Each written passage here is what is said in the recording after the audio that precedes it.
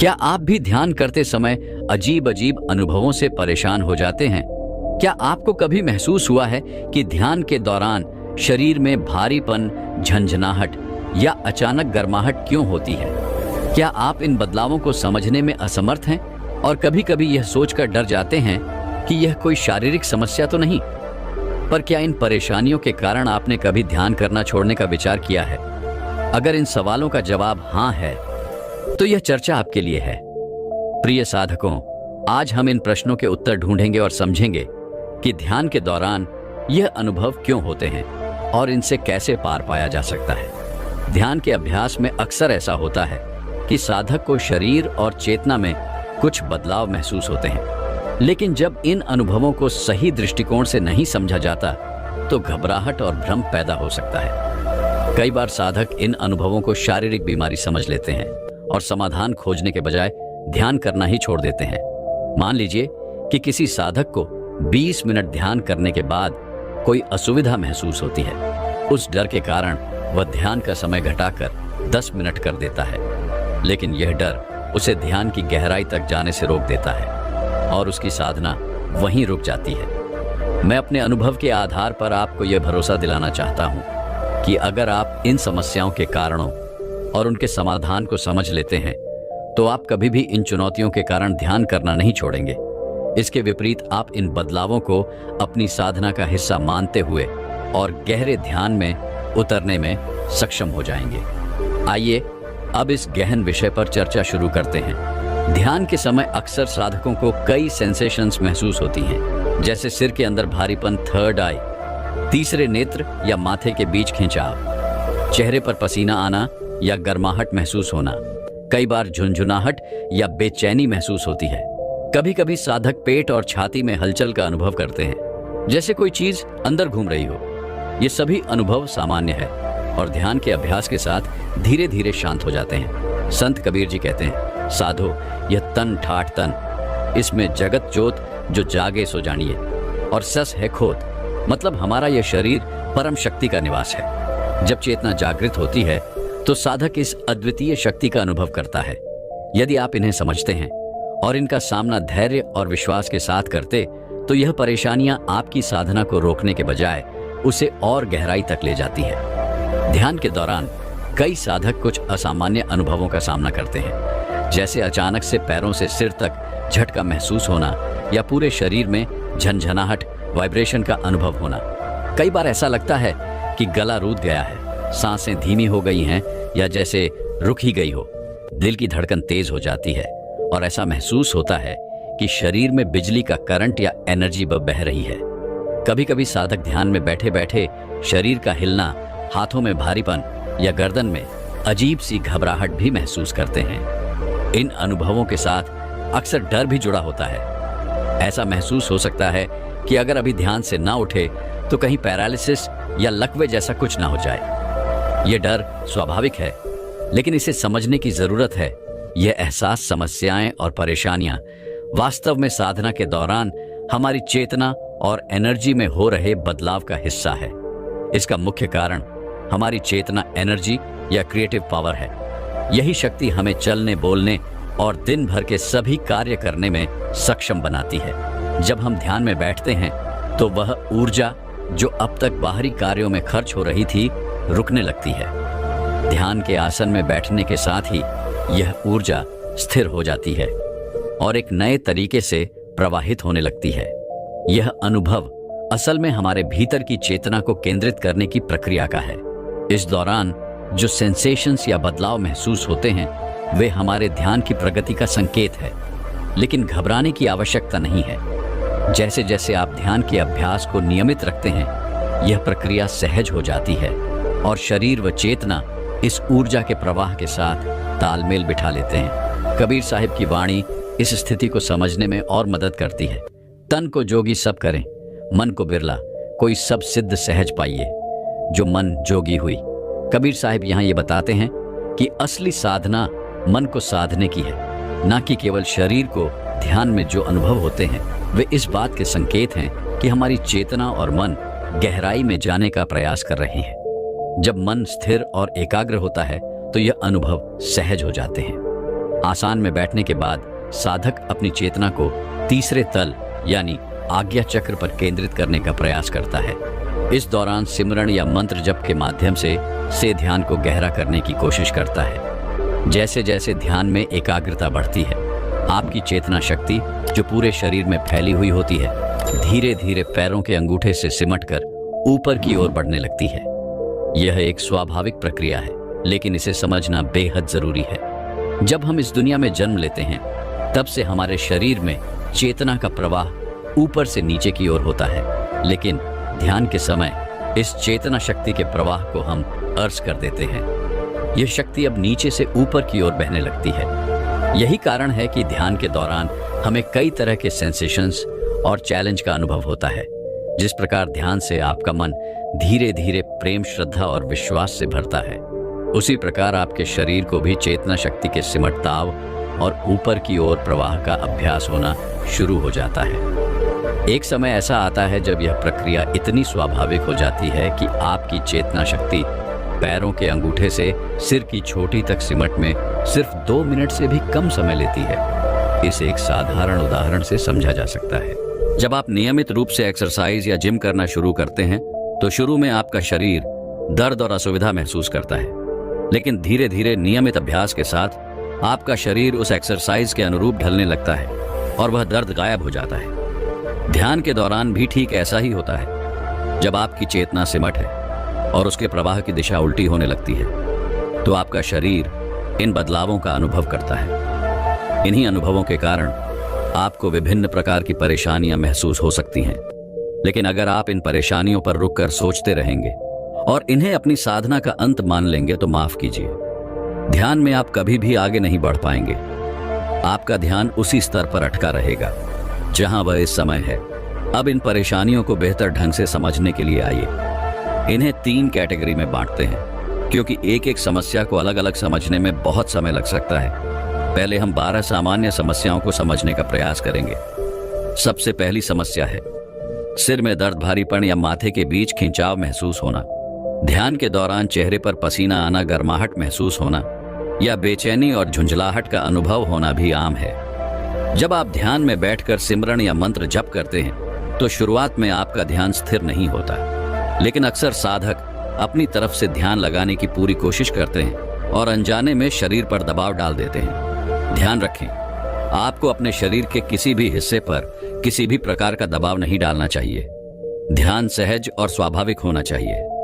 यदि ध्यान खत्म होने के बाद भी सिर में भारीपन, दर्द या खिंचाव बना रहता है, तो यह इस बात का संकेत है कि आप ध्यान दौरान खुद पर अधिक जोर दे रहे थे। इसका समाधान ये है कि आप अपने सिमरन को बिना किसी दबाव के एक सहज प्रवाह में करें। अगर ध्यान के बाद भी आपको सिर में दर्द, भारीपन या खिंचाव महसूस हो रहा है, तो यह इस बात का संकेत है कि आपने ध्यान के दौरान अपने मन या शरीर पर बहुत अधिक दबाव डाला है। अक्सर साधक इस खिंचाव या सेंसेशन को किसी विशेष अनुभव का संकेत मान लेते हैं। उन्हें लगता है कि शायद अब कुछ असाधारण घटित होने वाला है, या अगले ही पल उन्हें कुछ दिव्य दिखेगा या सुनाई देगा। मैं आपको अपने अनुभव से यह बताना चाहता हूं कि जब तक इस खिंचाव या दर्द को लेकर मन में ऐसे विचार बने रहेंगे, तब तक ना आपको कुछ दिखाई देगा और ना ही कोई विशेष अनुभव होगा। इसलिए इस पर ध्यान केंद्रित करने के बजाय पूरी सहजता से अपने मंत्र जप को जारी रखें। आपको ध्यान में अपनी आंखों के पीछे के अंधकार में कुछ खोजने या देखने की कोशिश नहीं करनी चाहिए, ना ही अपनी आंखों पर किसी प्रकार का दबाव डालना चाहिए। शुरुआत में आपके सिर के हिस्से को शरीर की पूरी एनर्जी संभालने की आदत नहीं होती, इसलिए हल्का भारीपन या खिंचाव महसूस होना सामान्य है। यही कारण है कि कभी कभी ध्यान के दौरान आपके सिर में या चेहरे पर पसीना और गर्माहट महसूस हो सकती है।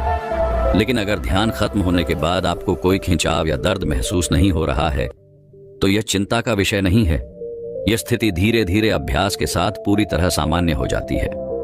जब भी आपको ऐसा अनुभव हो, तो उस पर ध्यान केंद्रित करने के बजाय अपने मंत्र जप पर अपना पूरा फोकस लगाए। कुछ ही दिनों में आप पाएंगे कि यह दर्द या खिंचाव स्वतः समाप्त हो गया है। ध्यान में सफलता का मूल मंत्र है सहजता और निरंतरता।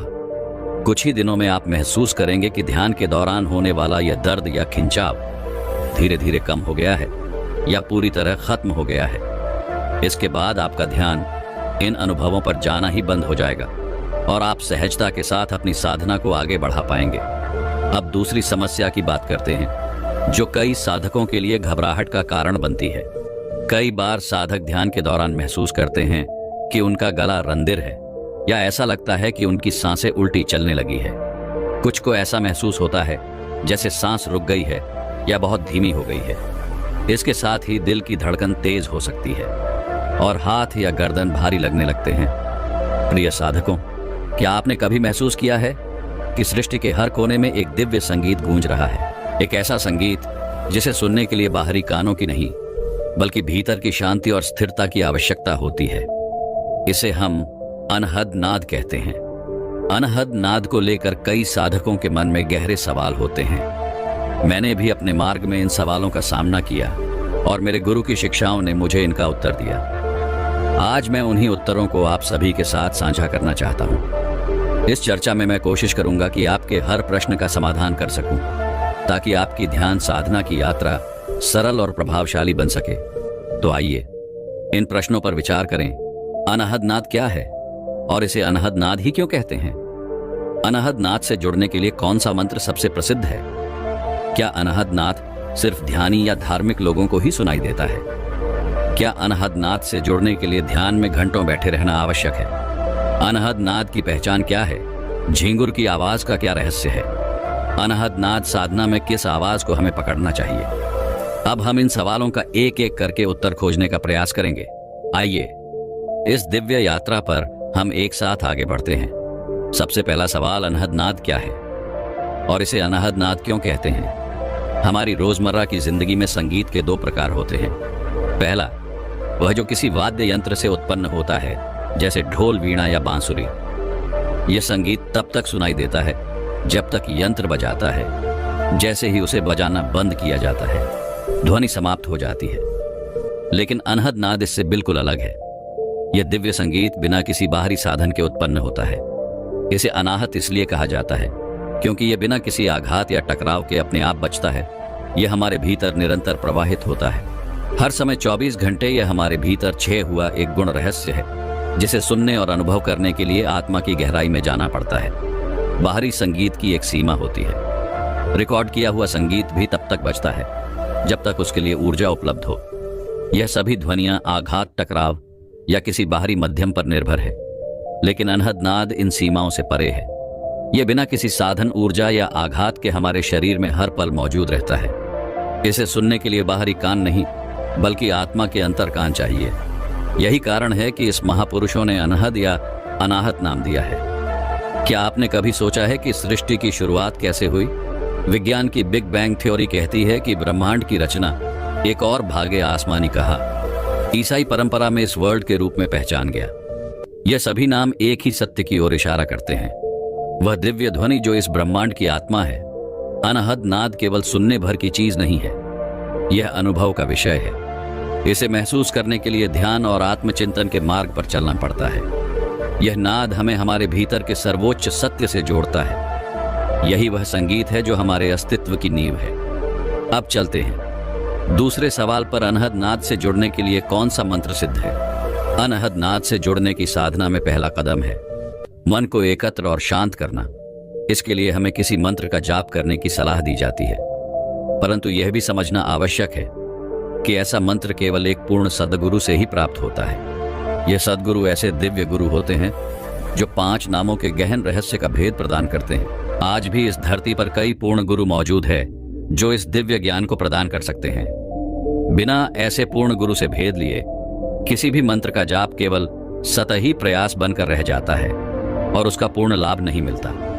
लेकिन सच्चाई यह है कि किसी भी मंत्र का उद्देश्य आपके मन को विचार शून्य बनाना होता है, न कि सीधे अनहद नाद से जोड़ना। मंत्र जाप से मन की शांति मिलती है और ध्यान की गहराई बढ़ती है। जब मन पूरी तरह स्थिर और शून्य होता है, तब अजपा जाप प्रारंभ होता है। यही वह अवस्था है जहां से साधक दिव्य प्रकाश और अनहद नाद का अनुभव करना शुरू करता है। विशेष बात यह है कि दिव्य प्रकाश और अनहद नाद दोनों एक ही दिव्य स्रोत से उत्पन्न होते हैं। मंत्र केवल माध्यम है जो आपको इस स्तोत्र के करीब ले जाता है। तो चलिए इस गुण यात्रा में एक कदम और आगे बढ़ते हैं। तीसरा सवाल, क्या अनहद नाद सिर्फ धार्मिक लोगों को ही सुनाई देता है? बिल्कुल नहीं।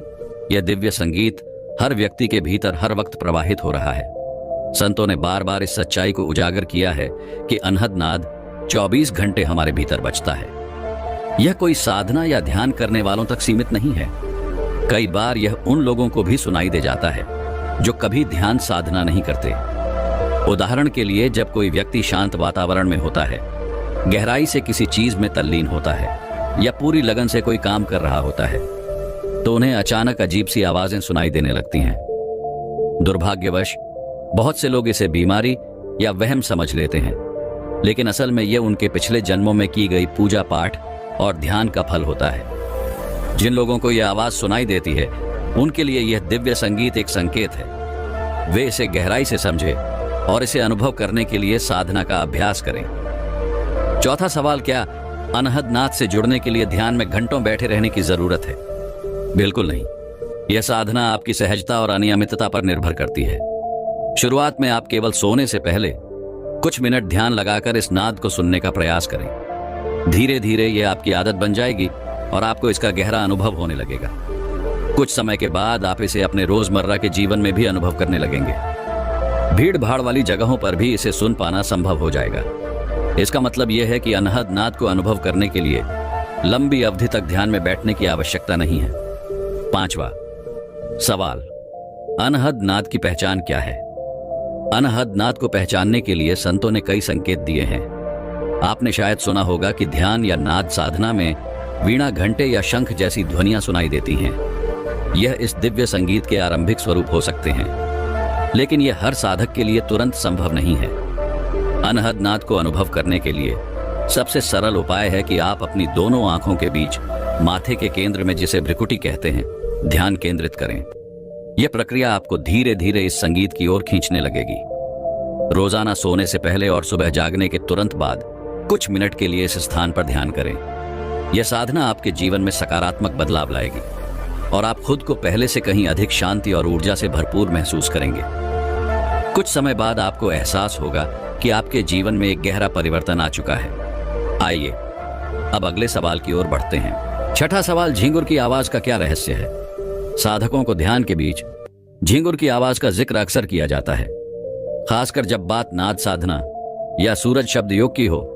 कई लोग कहते हैं कि इस आवाज को पकड़ना चाहिए, लेकिन यह समझना जरूरी है कि यह सिर्फ एक प्रतीक है। झींगुर की आवाज कर्कश होती है और शुरुआत में यह साधक को परेशान कर सकती है। जब मैंने पहली बार इसे सुना था तो मैं भी थोड़ी घबराहट महसूस कर रहा था, लेकिन यह सिर्फ एक प्रारंभिक अवस्था है। असल में जो आवाज हमारे भीतर हर समय बज रही है वह बहुत ही सौम्य, मधुर और आकर्षक होती है। शुरुआत में यह दिव्य नाद आपको रात के सन्नाटे में आने वाली हवा की आवाज जैसा लग सकता है। यही कारण है कि संतों ने अपने लेखों और उपदेशों में झींगुर की आवाज का उल्लेख किया है। यह आपको केवल संकेत देने के लिए कहा जाता है कि आप भीतर की यात्रा शुरू कर रहे हैं, लेकिन इस प्रतीक से भ्रमित होने की आवश्यकता नहीं है। सातवां सवाल, अनहद नाद साधना में किस आवाज को पकड़े? जब आप नाद साधना शुरू करते हैं तो आपको विभिन्न प्रकार की आवाजें सुनाई दे सकती हैं। कभी यह दाएं कान से आती हुई लगती हैं, तो कभी बाएं कान से। इसी कारण कई साधक भ्रमित हो जाते हैं और ध्यान का केंद्र खो देते हैं। यह एक सामान्य गलती है जो नाद साधना में प्रगति को रोक सकती है। ध्यान देने की बात यह है कि आपको यह परवाह नहीं करनी चाहिए कि आवाज कहां से आ रही है। आपका पूरा ध्यान केवल माथे के बीच यानी भ्रिकुटी पर होना चाहिए।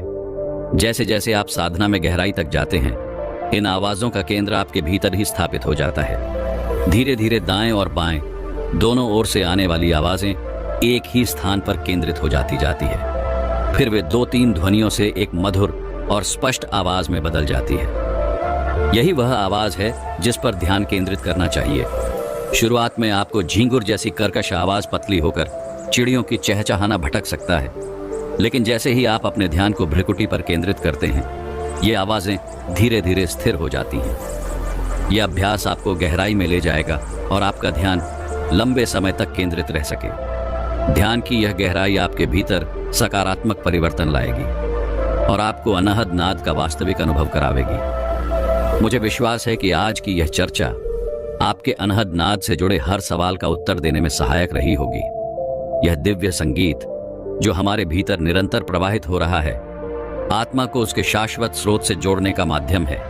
अगर किसी भी प्रश्न का समाधान अभी शेष हो तो संकोच ना करें, कमेंट के माध्यम से अवश्य पूछें। आपकी हर जिज्ञासा का समाधान करना मेरे लिए सौभाग्य की बात होगी। आप सभी से मेरा निवेदन है कि भजन और सिमरन का अभ्यास निरंतर बनाए रखें।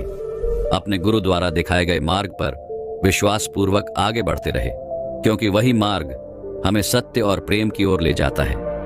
हम अगली बार फिर मिलेंगे एक और गुण और प्रेरणादायक विषय पर चर्चा के साथ। तब तक ईश्वर का स्मरण करते रहे, शांत रहे और अपने भीतर की दिव्यता का अनुभव करते रहे। मेरी ओर से आप सभी को प्रेम और शुभकामनाएं। धन्यवाद। अब दूसरा वीडियो जानते हैं दोस्तों। क्या आप जानते हैं आप ब्रह्मांड से बात कर सकते हैं? आप इस प्रकृति, इस ब्रह्मांड से पूछ सकते हैं। आप जीवन में जो कुछ भी चाहते हैं उसके लिए यह ब्रह्मांड आपकी उन सभी इच्छाओं को पूरा करेगा। क्या आप जानते हैं कि हमारे ब्रह्मांड ने हमें बनाया है और उसके पास वह शक्ति है जिससे वह हमारा जीवन बदल सकता है। दोस्तों, हम एक सकारात्मक ऊर्जा से घिरे हुए हैं। हमारे पास जो सकारात्मक ऊर्जा है उससे हम जो कुछ भी कहते हैं वह ब्रह्मांड तक पहुंच सकता है। हम सभी जानते हैं कि हमारी सोच हमारे विचारों की कंपन आवृत्ति है। तो एक बार आप इस ब्रह्मांड से जुड़ना सीख लें और उससे संपर्क स्थापित कर लें, और एक बार आप ब्रह्मांड की शक्ति को महसूस करें तो आपकी कोई भी इच्छा पूरी होने से कोई नहीं रोक सकता है। आज के जीवन में आप जिन लोगों से मिलते हैं और जो नए अनुभव आपको मिलते हैं वे सभी आपके विचारों से आकर्षण का परिणाम होते हैं। और आज इस वीडियो में हम आपको बताने जा रहे हैं कि आप इस ब्रह्मांड के साथ कैसे संवाद कर सकते हैं और कैसे बात कर सकते हैं। जो भी आप चाहते हैं उस पर विश्वास कर सकते हैं। इस सिद्धांत को चुनने का मतलब है कि आप अपनी आंतरिक आवृत्ति को बदलना चाहते हैं और एक अद्वितीय अनुभव प्राप्त करने के लिए और जीवन में नए अवसरों को आकर्षित करने के लिए अलग तरह से सोचना चाहते हैं। तो आप उस समय के लिए तैयार हो जाएं जब आप अपनी चेतना की आवृत्ति और ऊर्जा स्तर को बढ़ाकर ब्रह्मांड से बात करेंगे तो यह आपके आसपास के वातावरण में दिखाई देता है।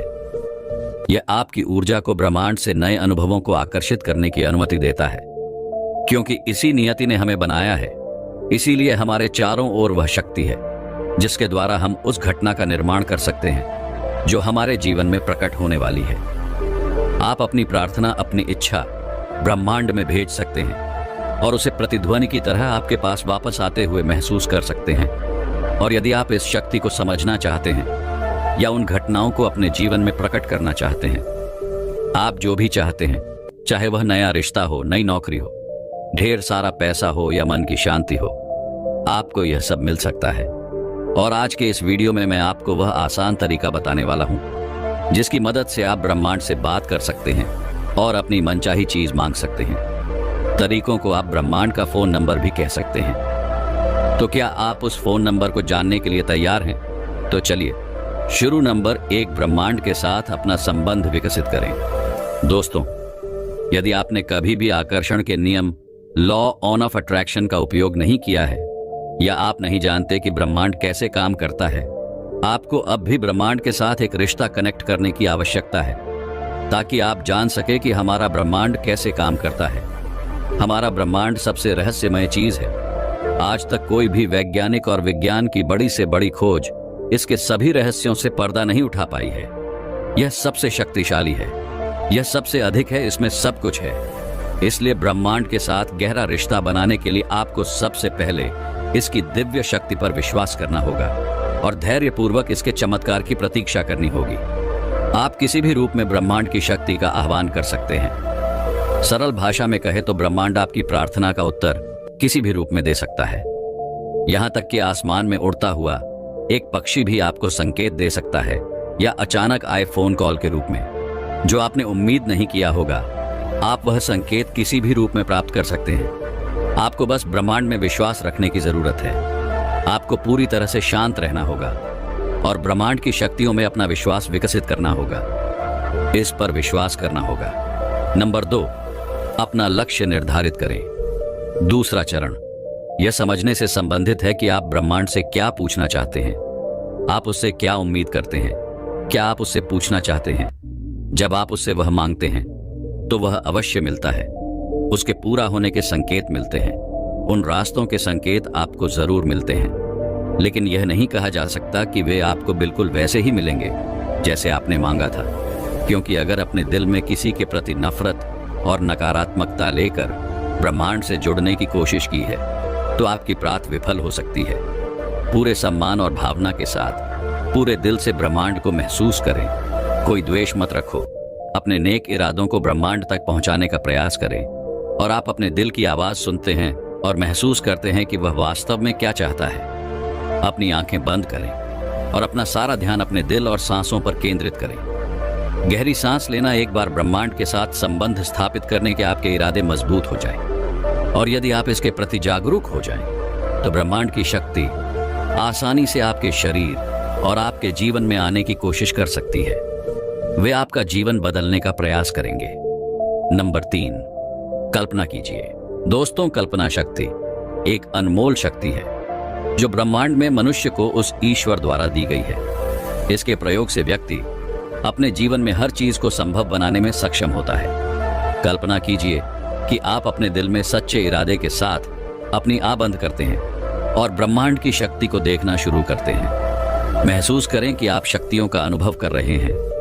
अपनी प्रार्थना को महसूस करें। जितना अधिक आप अपनी प्रार्थना से भावनात्मक रूप से जुड़ेंगे, उतना ही अधिक आप उस महसूस कर पाएंगे। ब्रह्मांड आपकी उन इच्छाओं को जल्द से जल्द पूरा करेगा। नंबर 4, ब्रह्मांड को धन्यवाद दो। दोस्तों, जब आप अपने आप को शाश्वत शांति और संवेदनशीलता के साथ सकारात्मक भावनाओं से जोड़ते हैं, तो यह भगवान के साथ संवाद करने और उनसे कुछ भी मांगने का सबसे अच्छा समय है। कृतज्ञता व्यक्त करके शुरुआत करें, क्योंकि यह आपकी भावना को ब्रह्मांड तक भेजता है और आपके द्वारा भेजी गई प्रार्थना को ब्रह्मांड द्वारा स्वीकार कर लिया जाता है। आपके हृदय द्वारा ब्रह्मांड के प्रति व्यक्ति की गई कृतज्ञता एक अलग कंपन आवृत्ति का उत्सर्जन करती है जो ब्रह्मांड तक पहुंचती है। अपनी आंखें बंद करो और स्वयं को खोजने का प्रयास करो। खुश रहे और ब्रह्मांड, ईश्वर और प्रकृति के प्रति कृतज्ञता महसूस करें। नंबर 5, अपने आप को मुक्त करो।